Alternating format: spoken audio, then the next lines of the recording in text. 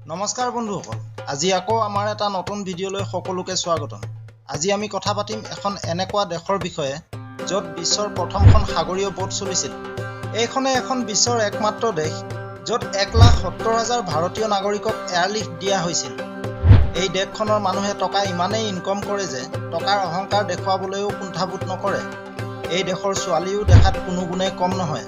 গৰমৰ তাপমান বঢ়াৰ ধৰণে শৰীৰৰ তাপমানো বাঢ়ি যিকোনো সময়ত আপোনাৰো মন পিছল খাব পাৰে। এইখন দেশৰ জনসংখ্যা দিল্লীৰ কোনোবা ডাঙৰ কলনীত থকা মানুহৰ সংখ্যাতকৈ কম যদিও এই দেশৰ সম্পত্তিৰ ওচৰত কিন্তু আমেৰিকা আৰু ইংলেণ্ডৰ নিচিনা ধনী দেশেও হাৰ মানিবলগীয়া হয়।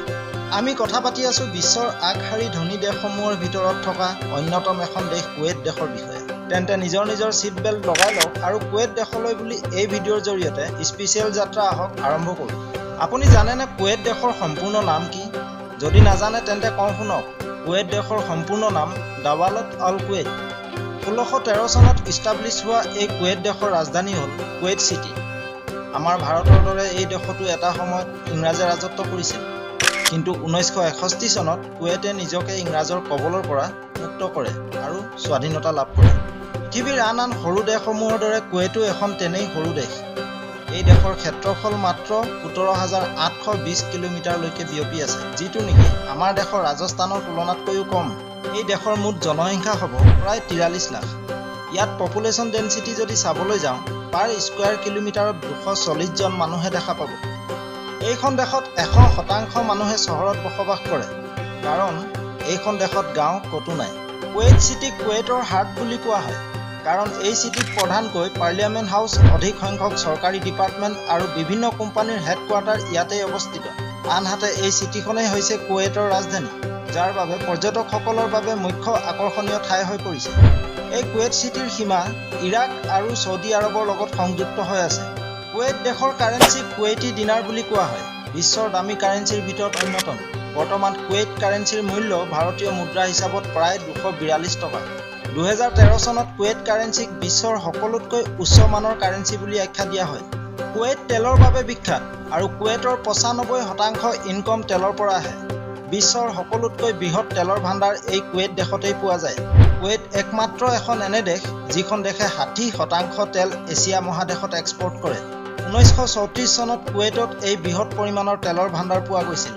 কুৱেইট এখন কিমান ধনী ৰাষ্ট্ৰ হয় সেয়া আমি গম পালোঁ, কিন্তু জানো আহক কুৱেইটত বাস কৰা লোকসকল কিমান ধনী। কুৱেইটবাসীসকল বহু ধন সম্পত্তিৰ গৰাকী আৰু চখীন হয়। ইয়াৰ অধিকাংশ লোকৰে নিজৰ কোম্পানী আছে। শুনি আচৰিত হ'ব নালাগে, এই দেশৰ এজন ব্যক্তিৰ আয় 71,000 কুৱেইটি দিনাৰ, মানে ভাৰতীয় মুদ্ৰা হিচাপত প্ৰায় 53 লাখ টকা। আটক ধুনীয়া মহল আৰু বিলাসী বাহন প্ৰায় সকলোৰে লগত আছে বুলিয়েই ক'ব পাৰি। মুঠতে ইয়াত সকলোৱে ধনী, দুখীয়া বুলিবলৈ কোনো নাই। আমি জানো যে আৰৱীয় দেশসমূহত গৰমৰ তাপমান বহুত বেছি। তাৰে ভিতৰত কুৱেইটো এখন গৰমৰ দেশ। কুৱেইটত দিনৰ সময়ছোৱাত গৰমৰ তাপমান 55 ডিগ্ৰীলৈকে হয় আৰু সেইবাবে দিনৰ সময়ছোৱাত বাহিৰত কোনো ওলাব নোৱাৰে। যদি বাহিৰত ওলাই ফুৰে তেন্তে ৰোগত আক্ৰান্ত হোৱাটো নিশ্চিত। কুৱেইটত গৰমৰ তাপমান অধিক হোৱাৰ বাবে দিনৰ সময়ছোৱাত কনষ্ট্ৰাকশ্যন বা অন্যান্য কামসমূহ স্থগিত কৰি থ'বলগীয়া হয়, যাৰ বাবে এই দেশত কামৰ সময়ছোৱাক দুটা ভাগত শ্বিফ্ট কৰা হৈছে, ৰাতিপুৱা আৰু গধূলি। ৰাতিপুৱা 6 বজাৰ পৰা দিনৰ 10 বজালৈকে আৰু গধূলি 5 বজাৰ পৰা নিশা 10 বজালৈকে। আমি জানো যে কুৱেইট এখন মুছলিম ৰাষ্ট্ৰ হয় আৰু ইয়াৰ আইন ব্যৱস্থা অন্য দেশৰ দৰে সাধাৰণ নহয়। গতিকে আপুনিও কেতিয়াবা কুৱেইটত যাম বুলি ভাবিছে যদি জানি থোৱা ভাল হ'ব যে কুৱেইট এখন এনে দেশ য'ত মদ একেবাৰেই নিষিদ্ধ। ইয়াত মদ কিনা আৰু বেচা ডাঙৰ ক্ৰাইম বুলি ধৰা হয়, গতিকে খোৱাটো বহুত দূৰৰ কথা। কোৱা হয় কুৱেইটৰ ছোৱালীবোৰ বহুত ধুনীয়া।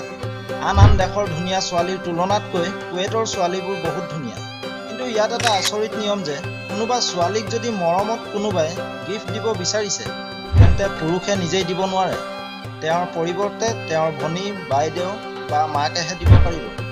আনকি ছোৱালীজনী নিজেই তেওঁৰ ওচৰত আহিও সেই গিফ্ট গ্ৰহণ কৰিব নোৱাৰে। কিছুমান দেশত নাৰীক এতিয়াও সম অধিকাৰ দিয়া হোৱা নাই। আজিৰ দিনতো নাৰীক লৈ মানুহৰ মাজত কেনে চিন্তা তাৰ বহুতো উদাহৰণ আছে। যেনে 2006 চনৰ আগলৈকে কুৱেইটৰ মহিলাসকলে ভোট দিয়াৰ অধিকাৰ পোৱা নাছিল। ইয়াৰ বাবে কেইবাবছৰ ধৰি আন্দোলন কৰিবলগীয়া হ'ল।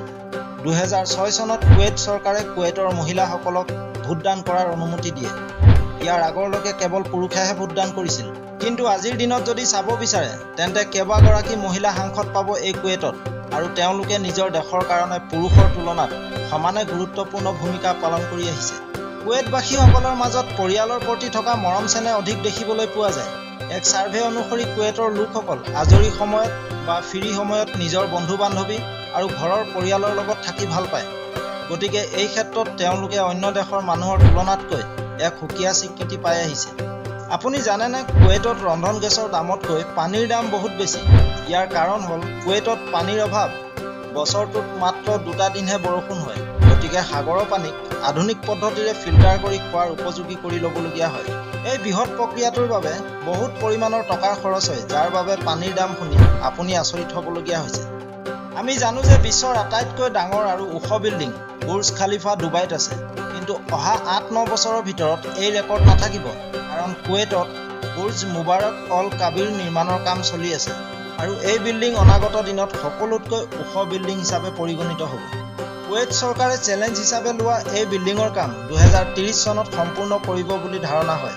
কুৱেট চৰকাৰৰ মতে বুৰ্জ মুবাৰক অল কাবিৰ নিৰ্মাণৰ পিছত কুৱেটত বৰ্তমানতকৈ অধিক পৰিমাণে পৰ্যটকৰ সংখ্যা বাঢ়িব। কুৱেট এখন এনে দেশ য'ত আপুনি ৰেলগাড়ী চলা কেতিয়াও দেখা নাপায়, কাৰণ ইমান কম জনসংখ্যা আৰু সৰু দেশ হোৱাৰ বাবে ৰেলগাড়ীৰ প্ৰয়োজন হোৱা অনুভৱ কৰা নাই কুৱেট চৰকাৰে। আৰু কুৱেটবাসীসকলৰো এই ক্ষেত্ৰত ক'বলগীয়া একো নাই, কাৰণ তাৰ মানুহবোৰ ইমান ধনী যে নিজৰ বিলাসী বাহন আৰু উৰাজাহাজেৰে যাত্ৰা কৰি ভাল পায়।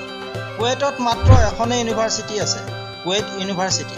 এইখন ইউনিভাৰ্চিটি স্থাপনা কৰা হৈছিল 1966 চনত। আপুনি যদি ভাবিছে এই ইউনিভাৰ্চিটিত কুৱেটৰ ল'ৰা-ছোৱালীসকলে পঢ়া শুনা কৰে তেন্তে ভুল হ'ব, কাৰণ কুৱেটৰ ষ্টুডেণ্টছসকলৰ অধিকাংশই স্কুল শেষ কৰাৰ পিছত ইংলেণ্ড আৰু ফ্ৰান্সত পঢ়িবলৈ গুচি যায়। আপুনি জানেনে 1990 চনত 13 আগষ্টৰ দিনা কুৱেটত এক ভয়াৱহ টেৰৰিষ্ট এটেক হৈছিল। সেই সময়ত প্ৰায় 1,70,000 ভাৰতীয় নাগৰিকক এয়াৰ ইণ্ডিয়াই কুৱেটৰ পৰা ভাৰতলৈকে আক্ৰমণৰ মাজতে সুৰক্ষিতভাৱে লৈ আহিছিল। ইতিহাসত চাগে এনে ঘটনা এয়াই প্ৰথম।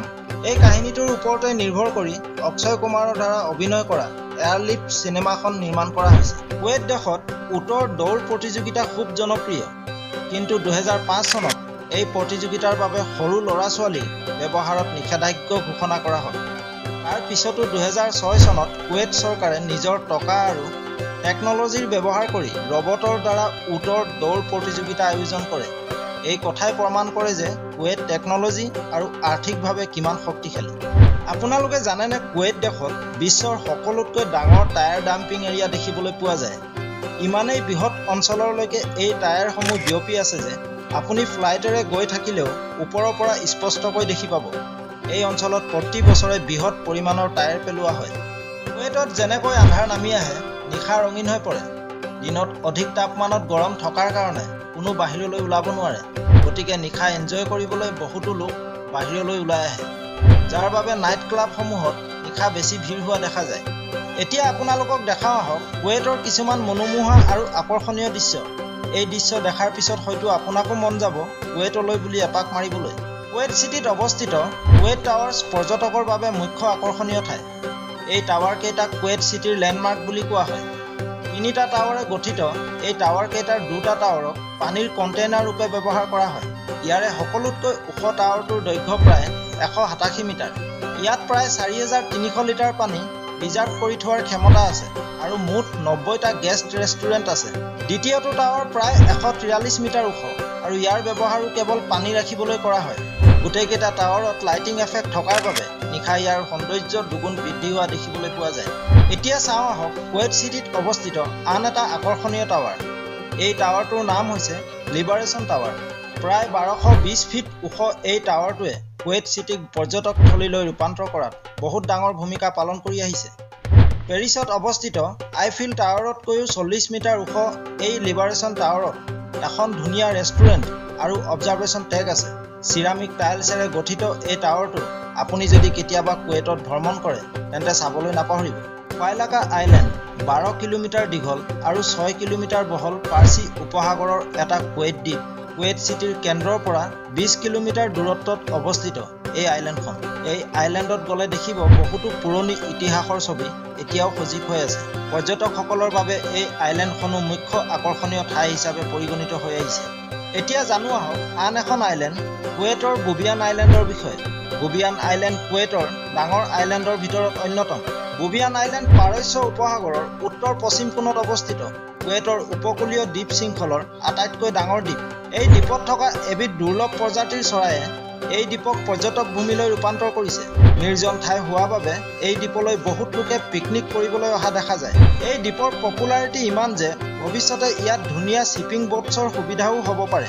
আপুনি যদি কেতিয়াবা কুৱেইটত যাম বুলি ভাবিছে তেন্তে চিন্তা নকৰিব, কাৰণ কুৱেইট দেশৰ ভিছা বহুত কম সময়তেই পায়, যদিহে আপোনাৰ প্ৰয়োজনীয় নথি-পত্ৰ সকলো ঠিকেই আছে। কুৱেইট দেশৰ বিষয়ে জানি কেনে পালে আমাক কমেণ্ট কৰি জনাওক, আৰু ভিডিঅ'টো ভাল লাগিলে লাইক, শ্বেয়াৰ এণ্ড চেনেলটো ছাবস্ক্ৰাইব কৰি বেল আইকনটো প্ৰেছ কৰিবলৈ নাপাহৰিব।